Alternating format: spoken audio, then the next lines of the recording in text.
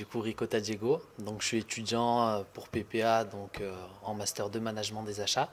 Moi je m'appelle Lilian Gutiérrez, j'ai 24 ans et donc pareil je suis en master 2 en management des achats.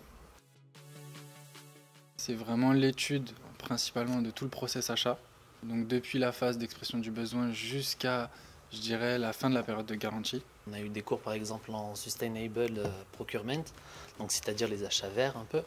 Donc, comment est-ce qu'on peut incorporer des processus respectueux de l'environnement dans les achats? Qu'est-ce qui se fait à l'heure actuelle dans ce sens-là? Je suis dans la même entreprise depuis 3 ans, enfin bientôt 3 ans, donc le groupe SNEF.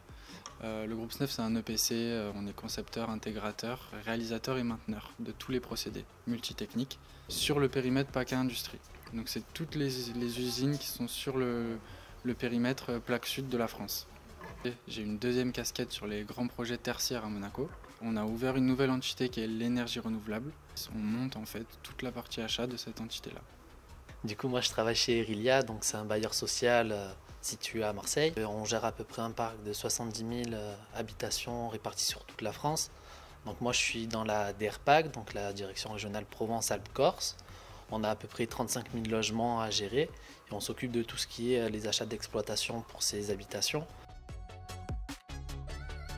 CIPS, c'est l'acronyme de Chartered Institute of Procurement and Supply. Il y a différents modules, donc ça va du niveau 1 jusqu'au niveau 6. On considère qu'on est acheteur pas junior, mais un acheteur accompli à partir du niveau 4. C'est le niveau qu'on a passé.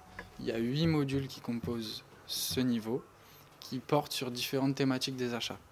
Celui qu'on a passé de module, c'est Supplier Relationship Management, c'est le management de la relation fournisseur. En fait, tous les modules sont liés, mais un module va porter spécifiquement sur une thématique, donc les fournisseurs là en l'occurrence. Cette certification, du coup, vu que c'est une certification anglaise de base, c'est-à-dire que tous les pays anglo-saxons, ils la reconnaissent et ils la demandent si on veut travailler à l'international chez eux. Après, il faut également savoir qu'on a un intérêt financier à la passer, parce que c'est vrai que du coup, sur les offres d'emploi, c'est beaucoup demandé, et qui dit beaucoup de demandes dit valorisation financière. J'aimerais beaucoup travailler du coup à l'étranger, donc c'est vrai que passer cette certification, ça va forcément m'aider dans mes recherches futures.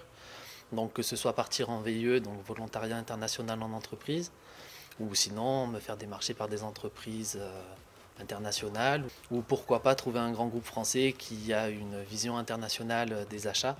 Moi, j'ai vocation en fait à travailler à l'étranger, dans le monde entier, et j'aimerais idéalement faire 2 semaines dans un pays, 2 semaines dans un autre, pour être sur différents projets. Donc forcément, si à l'univers monde, ça veut dire une multinationale. Moi, je tenais surtout à remercier aussi PPA, qui nous a quand même bien soutenus et bien formés pour la certification. Il faut savoir que là, on a vu récemment avec Diego sur LinkedIn, les seniors buyers, donc les acheteurs seniors, mettent entre 18 et 19 mois pour avoir un module d'une certification. Nous, on a réussi grâce à PPA à le passer en 6 mois. C'est grâce à PPA et à la formatrice, Madame Lafarge, qu'on remercie aussi, qui nous a très bien formés et expliqué les tenants et les aboutissants de la réussite de cette certification.